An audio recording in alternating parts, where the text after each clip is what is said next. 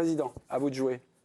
J'ai l'impression que vous n'êtes pas fondamentalement convaincu par l'exposé de Dominique. Non, mais je ne suis pas forcément contre. Mais après, il faut voir le match dans un mois. Et je pense que le Real sera beaucoup mieux dans un mois physiquement. Moi, je trouve qu'ils piochent un peu, ils sont dans le dur. Mais je pense que ces équipes-là se préparent vraiment pour être au top là, dans cette période qui arrive, quoi. Je trouve Paris mieux. Donc après, footballistiquement parlant, je pense qu'il peut y avoir match. Par rapport à ce qu'a dit Dominique, moi je suis plutôt d'accord, parce qu'il y a vraiment des joueurs décisifs dans les deux camps, dans des zones très importantes. Mais après, il y a l'expérience du Real, ce côté-là. Et puis, bon, il a précisé quand même le côté...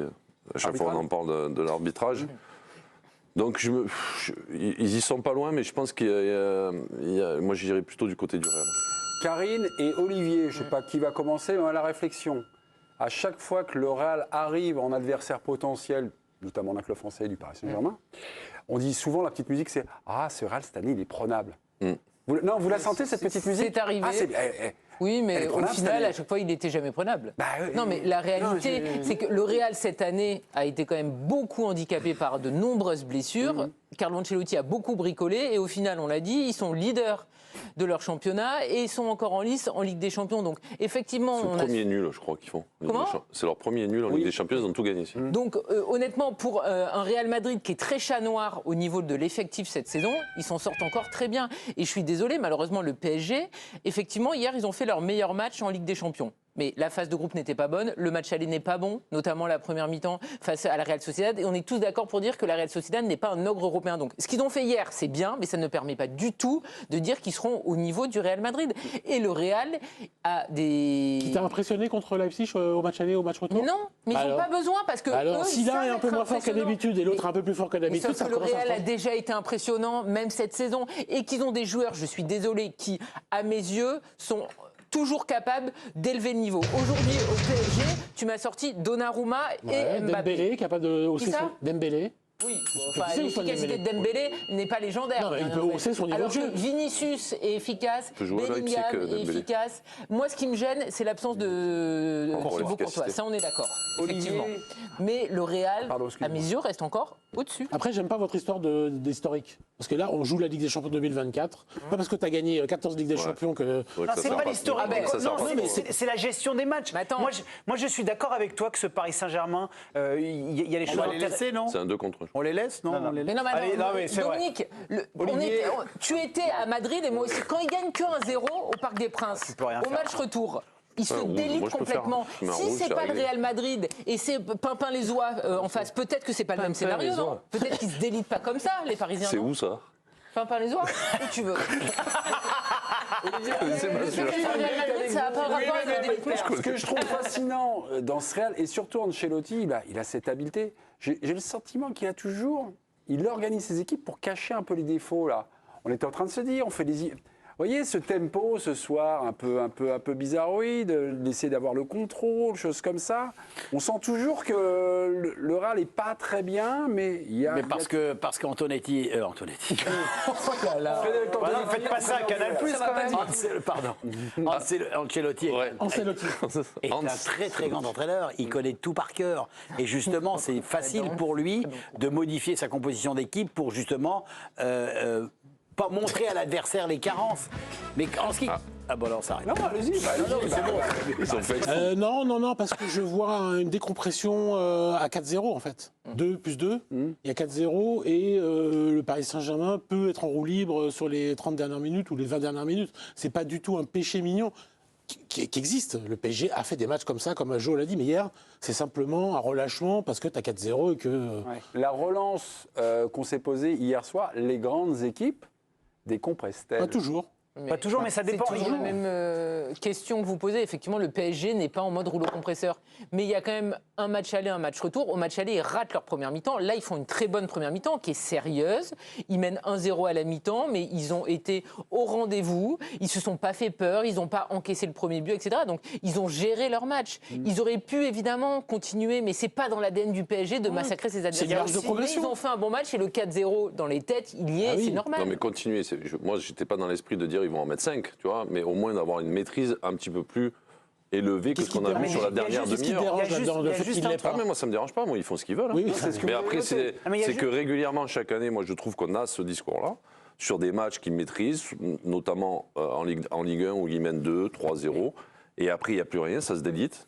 Donc moi, je pense que tant qu'ils n'arriveront pas à avoir cette intensité, cette continuité sur une durée, sur tout le match, moi, je pense qu'il y aura des matchs où ça va être compliqué. Quand l'intensité va augmenter, etc. Donc après, c'est mon avis. Voilà. Il y a juste c'est mon avis, mais après, peut-être que ça passera. Hein. Il y a deux choses qui sont pour moi importantes sur cette phase un peu moins bien du... Pardon, Giovanni, je vous coupe, mais pour mieux vous relancer, oui. Vous étiez hier soir au match, vous avez revu le match à la télé. dans le train. Oui, dans le train. Ce sentiment, on va dire, de décompression, est-ce qu'à la télé, c'était plus notable, voilà, par rapport à ce que vous avez constaté? Tu sens qu'il recule son bien. Il y a un truc, moi, avec la vitesse, le stade, etc., on ne se rend pas bien compte.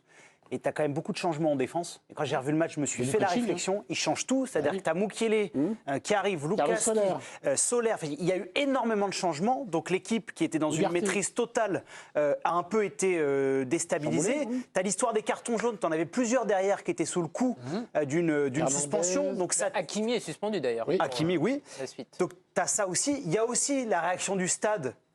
Un quart d'heure de la fin, le stade s'est vidé, c'est ce que vous disiez hier soir. Il y a les mecs qui partaient, mais ça partait. L'ambiance n'était pas exceptionnelle hier, donc tout le contexte du match d'hier me fait croire que c'est quelque chose qui est un peu anodin. Après, c'est un vrai défaut numéro 2.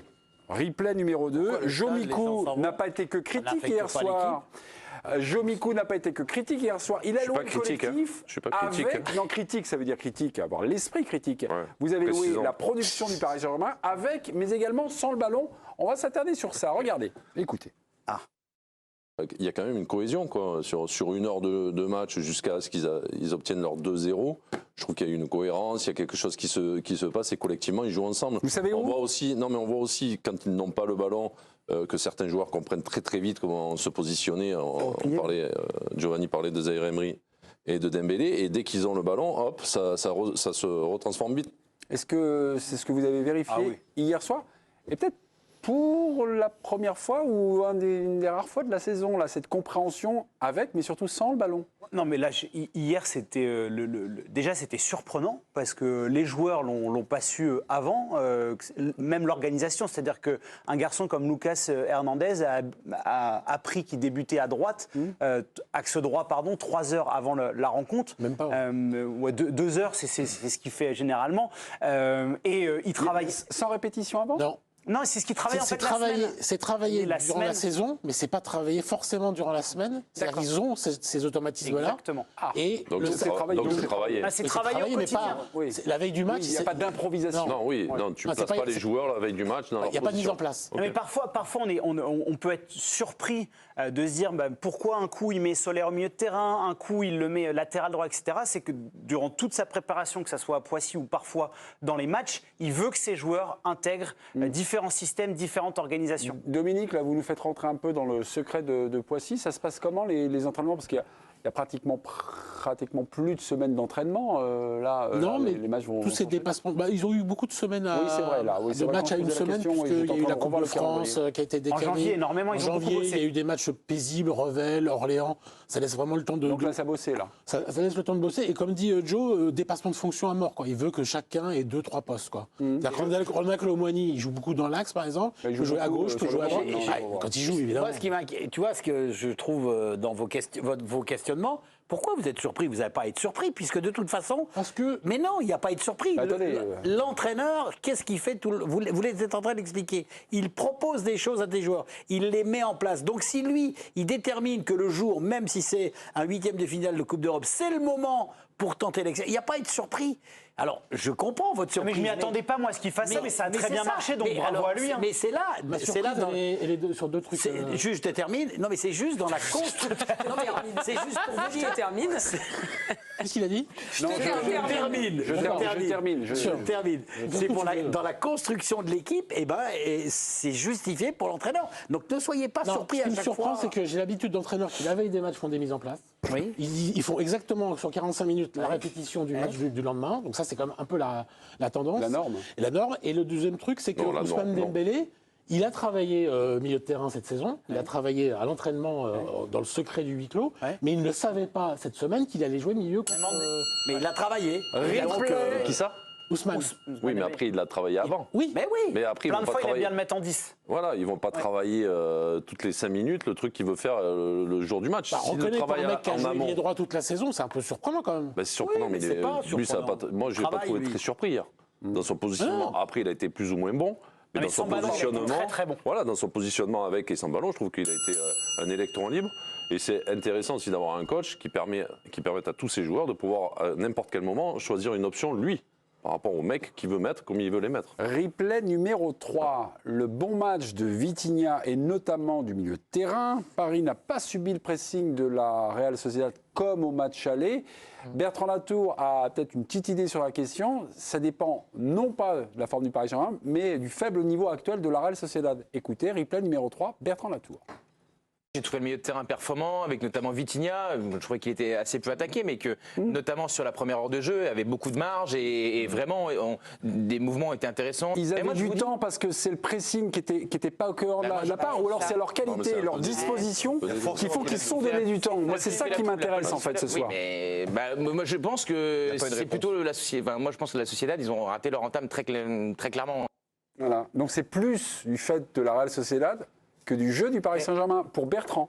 Oui, mais moi, il y a quelque chose qui m'a frappé hier, c'est tout de suite quand on a compris l'organisation, c'est la position de Warren Zaïre-Emery, qui était sans ballon très très haut, qui était à l'initiative du pressing, qui sur les premiers relanceurs qui sont Merino ou Zubimendi, était tout de suite à la pression. Et ensuite, le fait d'avoir excentré Kylian Mbappé, quand ils orientaient le pressing sur la droite, et il y a eu énormément de séquences où le Paris Saint-Germain a enfermé. On a vu Robin Lenormand en énorme difficulté, et je trouve que c'est un peu Joe ce que disait sur le travail sans ballon, ça a été hyper bien bossé, et ils l'ont très bien fait, parce que la qualité technique des Espagnols, il y a 2 fois où ils sortent, quand ils ont réussi à se déjouer de ce système-là, ils l'ont très bien fait, ils ont de la qualité. Je dis pas que c'est un ogre, etc., mais on sent que c'est l'équipe qui joue au ballon. Ce qui atténue le propos de Bertrand, c'est qu'au match aller, le PSG n'a pas réussi ça, justement. Non. Et donc, vu qu'au retour, 3 semaines On a plus eu tard... plus de pressing, moi, non Bah, oui, mais justement, comme le dit Joe, ils ont réussi à enfermer. Ouais, mais hier, il n'y avait pas de pressing.